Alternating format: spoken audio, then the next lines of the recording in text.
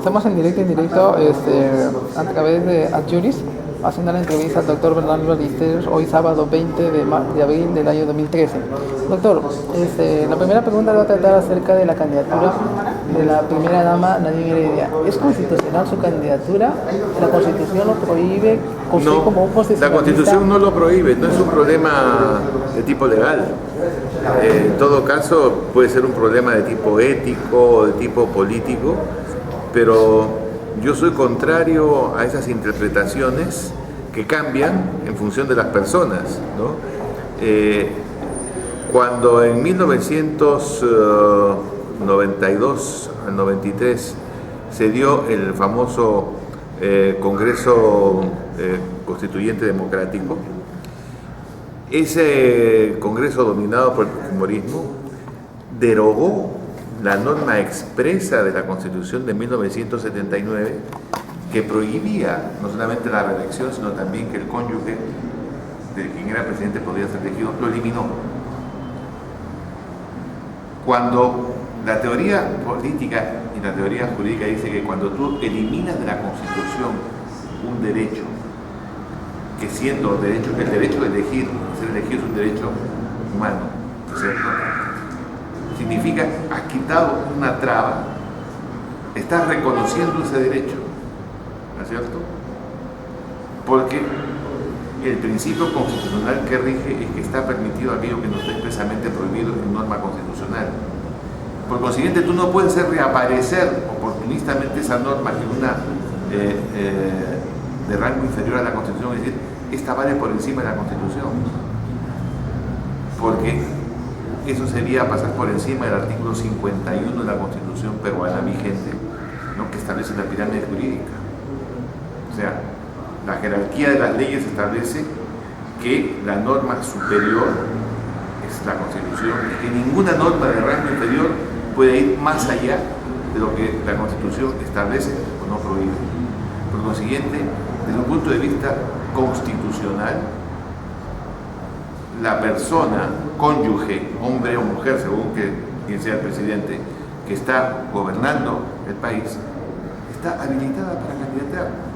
Pueden decirme que fue un error, sí, pero fue un error del fujimorismo.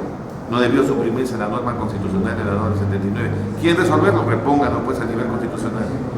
Pero que no me vengan con cuentos, porque el problema legal no es. En ese caso, doctor, si es que llegara ese caso de Nadine Heredia, por ejemplo, podría ir por acciones por el Tribunal Constitucional. El Tribunal Constitucional acertaría en su respuesta de decir de que sí puede candidatar porque la Constitución lo permite. Teóricamente yo no veo cómo el Tribunal Constitucional podría decir lo contrario, cómo el Tribunal Constitucional podría decir que una ley, aunque sea ley de elecciones, está por encima de la Constitución. No tiene cómo decirlo, ¿no? Por eso yo insisto que el problema no es constitucional. El problema puede ser de orden ético por el uso del poder. El problema puede ser político por la violencia que puede caracterizar el proceso electoral, ¿no es cierto? Porque puede dividir la sociedad peruana. Entonces, ese tipo de problemas obviamente no puede dejar de ser considerado, ¿no? Y tal vez eso lleve como conclusión a que Nadine Heredia no se presente. Porque además está el otro interés, la reelección presidencial de Humala en el año 21. Yo creo que a la pareja le interesa esa reelección y gobernar el país en el año del bicentenario de la independencia y también dentro de ese periodo el bicentenario de Ayacucho.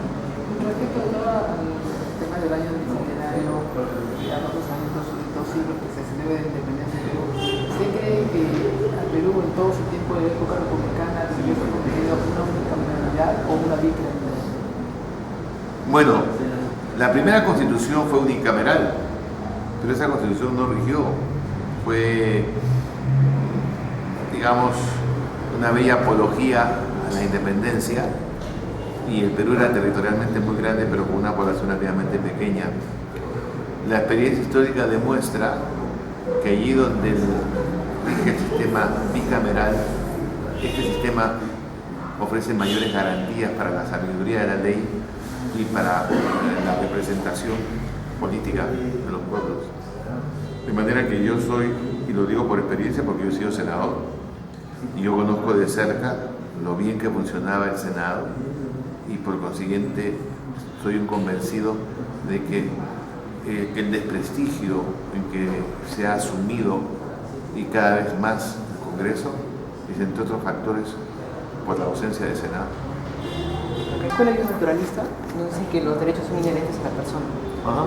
Pero algunos jueces siguen siendo positivistas con respecto a aplicarle el derecho.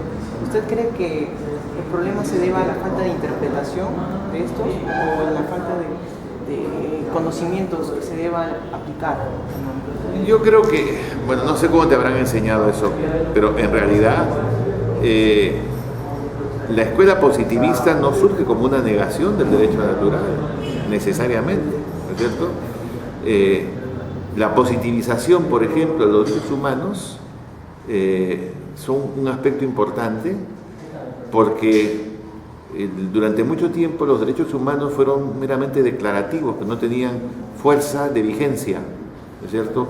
Al pasar a la Constitución y de la Constitución a tratados internacionales que tienen órganos de ejecución y control de la vigencia y respeto a los derechos humanos, nos encontramos con que, siendo estos derechos de origen natural, lo que les ha dado eficacia es su positivización. O sea que yo no, en mis investigaciones jurídicas, yo no opongo el positivismo al justnaturalismo.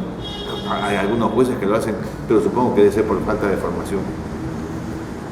¿Correcto? Muchas gracias. Ok.